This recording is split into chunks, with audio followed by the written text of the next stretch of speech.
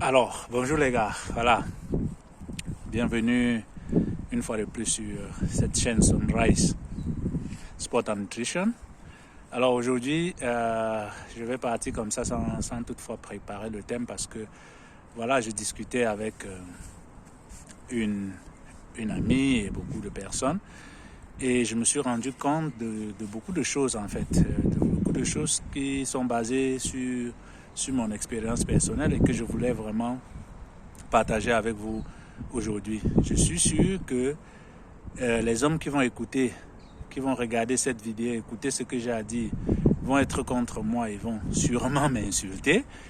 Mais je dis encore, ça vaut le coup. Vous savez les gars, moi je suis un défenseur de la place de la femme en fait dans cette société. Et non pas une place de soumise, sinon une place d'actrice en fait, dynamique et qui pour moi je crois même a plus de la valeur que la place d'un homme dans la société. Et je vais vous dire pourquoi. Je ne veux pas dire que l'homme est inutile, mais je voudrais juste que nous changions cette conception des choses qui s'observent un peu partout dans le monde, partout où j'ai voyagé. Je vis en Europe, j'ai fait plus de 6 pays en Europe, j'ai fait l'Asie et j'ai fait un peu l'Afrique centrale. Et je peux vous dire que le rôle qu'on attribue à la femme, on parle de division du travail social par-ci, par-là, le rôle qu'on attribue à la femme, vraiment, ce n'est pas le rôle qu'elle mérite et nous devons arrêter ça. Nous, les hommes, nous devons arrêter ça. Et de l'autre côté, les femmes doivent savoir prendre en main, en fait, le rôle qui les incombe et savoir défendre, en fait, leurs droits. La femme comme sexe faible, on doit proscrire ça dans tous nos commentaires, on doit proscrire ça dans toutes les façons de voir et de penser propres généralement propres à l'Africain. Je l'aurais dit encore, la femme n'est pas un sexe faible. La force physique, en fait, ne doit pas caractériser le fait que quelqu'un soit plus fort que l'autre. Déjà, comment est-ce qu'on évalue la force? Juste le physique, juste parce que tu peux porter 10 kilos plus que l'autre, que tu es plus fort que la personne. Il y a d'autres éléments qui concourent. Déjà, le maître Jinji Funakoshi, fondateur du karaté Shotokan, disait la plus grande bataille, la plus grande victoire, en fait, c'est de ne même pas arriver à bagarrer pour la gagner. C'est-à-dire, c'est d'éviter la bagarre. La plus grande victoire dans un combat, c'est d'éviter la bagarre. Ça voudrait tout simplement dire quoi? Celui qui évite la bagarre est plus fort que celui qui aurait pu dominer s'il y avait bagarre. Parce que j'ai prévenu. Et dans la vie sociale ou dans les expériences que vous avez, vous êtes d'accord avec moi que, par exemple, celui qui est plus fort, c'est celui qui peut prévenir, par exemple, la maladie. On vous dit, lavez vos mains avant de manger. On a le Covid aujourd'hui qui est d'actualité. Si on vous dit, lavez les mains, portez un masque, j'ai mon masque, c'est parce que je suis dans un site naturel que j'ai quitté pour vraiment m'exprimer et faire ma vidéo. Et vous pouvez voir qu'il n'y a personne tout aux alentours. Voilà. Je ne suis pas en train de faire du n'importe quoi. Donc, prévenir, en fait, c'est une victoire, c'est la plus grande victoire. Donc, je dis, la femme n'est pas le sexe faible. Cessons de mettre cette étiquette-là sur la femme. Et les femmes, vous devez prendre en main votre destin désormais. Alors, une chose, c'est que depuis des années, nous nous sommes menti, nous les hommes. Nous avons toujours cru, et non, nous avons cru, oui, et nous avons fait croire que la femme était le sexe faible. Pourtant, c'est faux. Je vais partager l'expérience en partant de ce que moi je vis en fait, pendant que je contribue à certaines tâches qui étaient incombées à la femme. Moi, je suis né dans une famille de 5, et dès le bas âge, on répartissait déjà le travail à la maison. Et il y avait un emploi de temps avec chacun son nom des tâches et chacun son nom avec des jours jusqu'à la cuisine, jusqu'au laver les assiettes, balayer le sol, nettoyer le sol, organiser la maison et tout ça. C'était un boulot chez nous, dans ma famille, qui n'était pas seulement fait pour les hommes. Il n'y avait pas de boulot fait pour les hommes, il n'y avait pas de boulot fait pour les femmes. Seulement en organisant ce travail, parce que moi pendant plusieurs années j'ai organisé le travail, il fallait prendre en compte les capacités de chacun. Et là, oui, c'est clair, parce que moi, je pouvais fendre le bois. mieux que tout le monde, mieux que d'autres garçons, pas seulement par rapport aux filles. Donc je m'assignais cette tâche-là. Et s'il y avait quelqu'un qui savait bien faire autre chose, on lui assignait la tâche parce que l'essentiel, c'était que cette tâche-là soit bien faite. J'ai grandi comme ça. Et après, j'engage une vie de famille où si je dois rester comme nos parents, je ne dis pas qu'ils faisaient mal, mais je regarde beaucoup de parents, beaucoup de pères qui, dans des familles chez nous en Afrique, leur rôle seulement, c'est de sortir de la maison. Allez, ils disent qu'ils partent travailler, ils sortent à 6 heures, ils rentrent à 22 heures. On sait bien que le travail commence à 8 heures, 9 heures dans les entreprises et tout ça, à part que ce soit le champ. Et on ne peut pas travailler au champ de 6 heures à 22 heures. On travaille de 6 heures peut-être à 12 heures. Alors ils sortent, ils partent, ils travaillent, ils reviennent à 22 heures, ils mangent, ils dorment et la roue recommence. Le samedi, c'est la même chose parce que les entreprises, le privé au Cameroun, on travaille jusqu'au samedi. Et le dimanche, quand on peut se reposer, être en famille, on est dans les réunions, on est toujours hors de la maison. Je me pose la question de savoir à quel moment le parent, papa, prend le temps pour être avec ses enfants. Ça, c'est une question fondamentale que je me pose et que chaque parent doit se poser. Est-ce que j'ai le temps pour ma famille? Parce que pour moi, l'essentiel, ce n'est pas de sortir et de travailler. Le travail ne doit pas nous empêcher de vivre. On ne doit pas vivre pour travailler. On doit travailler pour vivre. C'est-à-dire le travail doit nous permettre de vivre notre vie pleinement. Si le travail nous empêche déjà de vivre notre vie pleinement, les gars, je vous assure, on va faire une petite pause. Il y a une voiture qui a garé.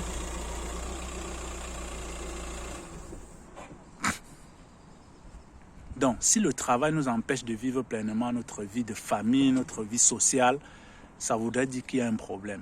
Donc, choisissez le travail qui va vous donner cette facilité-là. Que ce soit en étant employé quelque part, ou bien que ce soit en étant chef d'entreprise. Je ne vais pas vous dire, je ne vais pas revenir sur les expériences de chacun.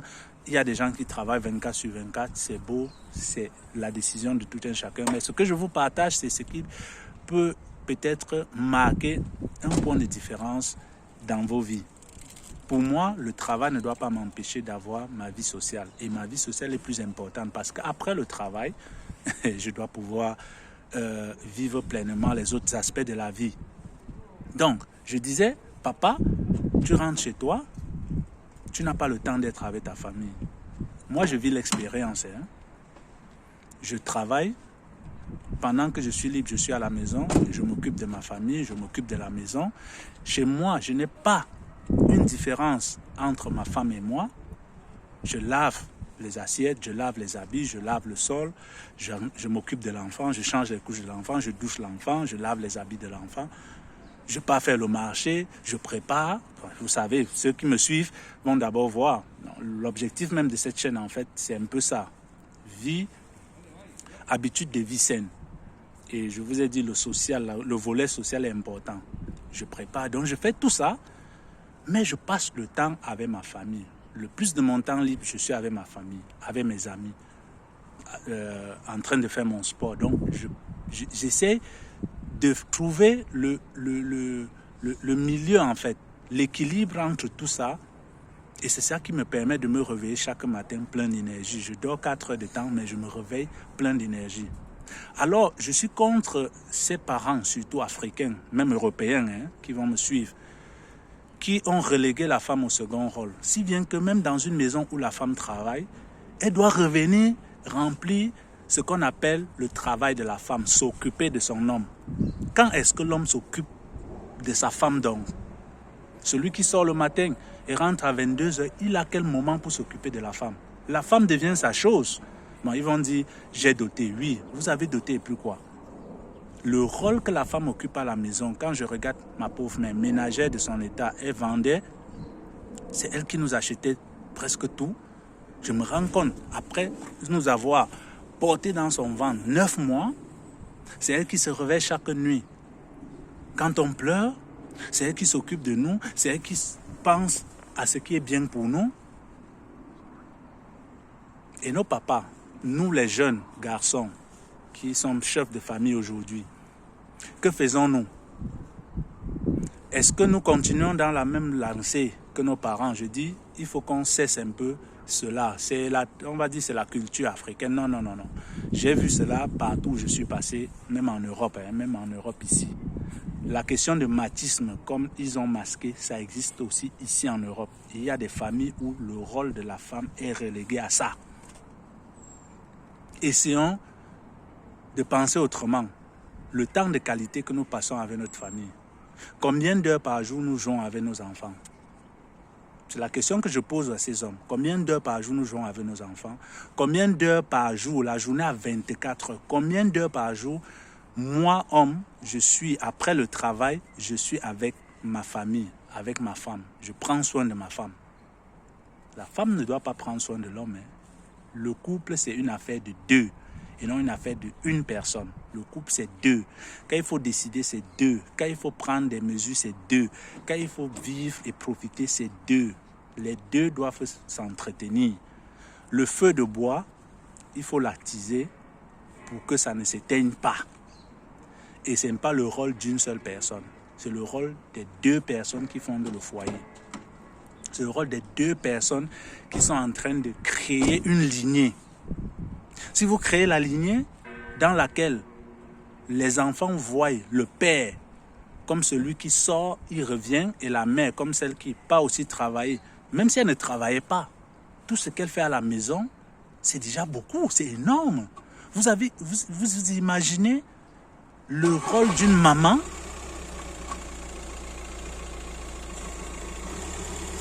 Il y a une voiture qui passe.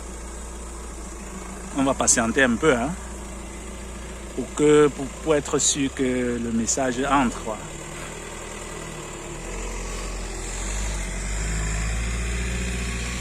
Alors, je disais, vous imaginez le rôle d'une maman africaine? En Europe, c'est plus facile parce qu'on n'a plus au mule au sort. Il y a la lumière toute l'année. Il y a l'eau. On a le lave-vaisselle. On a même jusqu'aux aspirateurs pour nettoyer le sol. On a le bac de poubelle juste à côté. On ne va pas au champ. En Europe, les enfants savent que le poulet s'élève au supermarché. Les œufs se pondent au supermarché. La viande de porc, c'est au supermarché. Il y a bien des programmes éducatifs qui visent à éduquer les enfants sur exactement où chaque produit vient. Mais toujours est-il dit que la majeure partie d'eux ne savent pas, n'ont aucune idée. Et la première fois qu'ils découvrent une plante de maïs ou bien un bananier planté, ils découvrent où sort la banane qu'ils mangent tous les jours et qu'ils disent que c'est bon. La maman africaine se lève le matin. La femme africaine se lève le matin. Pour des familles qui ont déjà des enfants, avant 4 heures, nos mamans sont déjà debout. Parce qu'elles sont en train de penser, il faut déjà sélectionner l'habit que l'enfant va mettre pour aller à l'école. Il faut préparer le petit déjeuner. Si ce sont des familles à 10 enfants, imaginez-vous, préparer 10 enfants pour qu'ils soient prêts avant d'aller à l'école. Le papa, pendant ce temps, il fait quoi?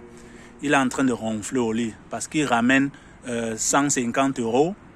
Il pense qu'il a tous ces droits-là. Avant 4 heures, la maman est en train de préparer les enfants, de préparer tout ce dont les enfants ont besoin. À 6 heures, elle réveille les enfants. Avant 6h30, tous les enfants sont prêts. Ils prennent le petit déjeuner. Direction école. Pendant qu'ils sont à l'école, peut-être elle doit aller au champ pour chercher la nourriture. Peut-être elle doit aller au marché pour vendre l'excédent qu'elle a eu hier, pour avoir un peu d'argent pour pouvoir payer les condiments. Quand elle rentre du champ ou du marché ou de je ne sais où, elle vient directement, elle pense déjà à la nourriture que vous allez manger, que nous allons manger. Elle est occupée.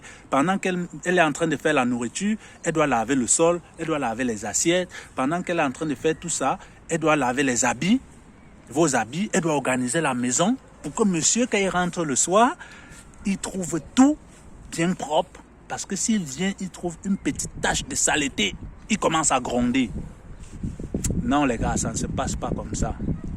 Pendant que madame est en train de nettoyer le sol ou bien préparer les enfants pour aller à l'école, si vous vous levez, vous nettoyez le sol, vous mettez les habits, vous lavez les habits, vous n'êtes pas en train de l'aider, mais vous êtes en train de remplir votre rôle de membre de la famille. Et après tout, les enfants rentrent le soir, c'est elle qui les récupère à l'école, ils s'échangent, c'est elle qui leur donne à manger, c'est après elle qui les aide à faire leurs devoirs, après elle les accoste. Et monsieur rentre le soir, pour ceux qui rentrent étant lucides, parce qu'il y a beaucoup qui rentrent étant sous, madame doit payer les pots cassés, et après elle devient votre objet sexuel, juste pour faire vos enfants. Non les gars, évitons ça s'il vous plaît, évitons de chosifier la femme. La femme n'est pas notre chose. Changeons un peu de mentalité. Prenons un cas concret. Je me lève le matin au même titre que ma femme, pendant qu'elle est en train de préparer les enfants, ou bien pendant que moi je suis en train de préparer les enfants, madame est en train de nettoyer le sol. Ça fait qu'on est déjà en train de finaliser avec 2 tâches. Je finis de préparer les enfants. Si elle n'a pas encore fini, je commence à nettoyer les habits ou bien à préparer le petit déjeuner. On est en train d'éliminer là 4 tâches. Pendant que peut-être elle est en train d'accompagner les enfants à l'école, si j'ai la voiture, je l'amène, j'accompagne les enfants à l'école. Pendant qu'elle est en train de gérer les enfants, je cours vite faire des achats dont on a besoin. Dès qu'on rentre, on est allégé de plusieurs tâches. Ce qui fait que, vous savez, on dit, on a besoin des 2 mains pour attacher un fagot de bois. Après, on dit, la notion team en anglais, together everyone achieve more. Ensemble, chacun en fait plus, en fait un peu plus. On sait que si on court, on dit souvent que si on court, on peut courir très rapidement seul, mais ensemble, on peut aller plus loin. La notion est simple. Quand vous courez seul, vous êtes vite fatigué. Mais quand vous êtes en groupe, avec la chaleur du groupe, vous ne ressentez pas la fatigue et vous pouvez courir plus longtemps sans même vous en rendre compte. Vous réalisez les choses que vous n'espériez même pas. Alors, c'est ce que je veux conseiller aux hommes machistes, africains ou non, qui pensent que préparer, c'est le rôle de la femme, prendre soin de la famille, c'est le rôle de la femme, et que eux, ils vont juste rapporter quelques dollars, CFA, Naira ou bien euros à la maison pour se prévaloir de tous les droits et ne pas avoir de devoirs. Je suis désolé, je ne voulais pas être très long, nous sommes à 17 minutes, et il faut que nous comprenions ça.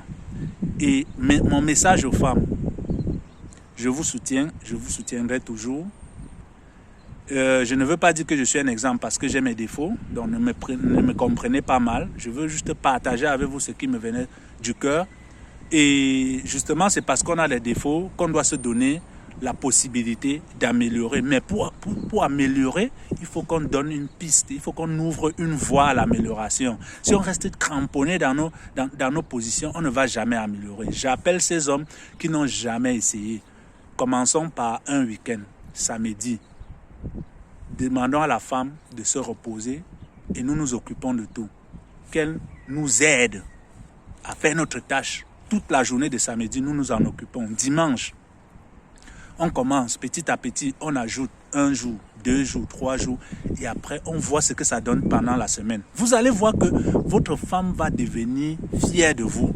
Elle va vous utiliser comme un orgueil, elle va s'enorgueillir même auprès de ses amis, même dans la société, pendant que les gens vont dire non, j'ai tel problème avec mon mari. Mon mari, non, il s'occupe de mes enfants, il s'occupe de moi, il s'occupe. Et ça vous donne plus d'énergie que vous n'en pensez. Le fait de parler du bien de vous, surtout votre femme qui partage ces moments intimes avec vous. Et vous allez vous rendre compte que même votre façon d'aller au lit avec votre femme va changer. Parce qu'il y a des hommes qui partent au lit avec les femmes. Les femmes n'ont jamais atteint l'orgasme. Elles masquent l'orgasme en fait. Occupez-vous de votre femme et vous allez voir. Demandez-lui ce dont elle a besoin pour être heureuse quand vous faites des rapports avec elle. Je ne veux pas de la perversité, mais je vous dis quelque chose qui est vrai. Demandez-lui ce qui la rend heureuse. Vous allez voir. Vous allez voir comment elle va être heureuse après un petit tour. Et vous allez vous rendre compte de ce que vous avez passé peut-être 5 ans, 10 ans de relation à perdre. Vous avez perdu tout ce temps. Ça ne se rattrape plus, mais demain, vous pouvez être le maître de ce qui va arriver demain. En commençant par changer et adapter nos comportements, nos façons de voir, nos façons de comprendre le monde aujourd'hui. pour que demain, ce qui est passé hier est passé. J'attire juste votre attention sur ce que vous étiez en train de faire hier, ce que nous étions en train de faire hier et qui n'est pas bon par rapport à notre futur, par rapport à la stabilité de notre famille, de notre couple, et même par rapport à l'enseignement que nous voulons donner à la prochaine génération. Alors les gars, n'oubliez pas de souscrire, de partager cette vidéo, activer la cloche pour me motiver à laisser d'autres commentaires comme celui-ci. Alors, portez-vous bien les gars, je vous aime fort, ce n'est pas que je vous déteste, je vous aime fort, c'est pour ça que je veux que nous soyons tous positifs dans ce que nous faisons et que nous ayons cette énergie-là pour donner, donner et donner.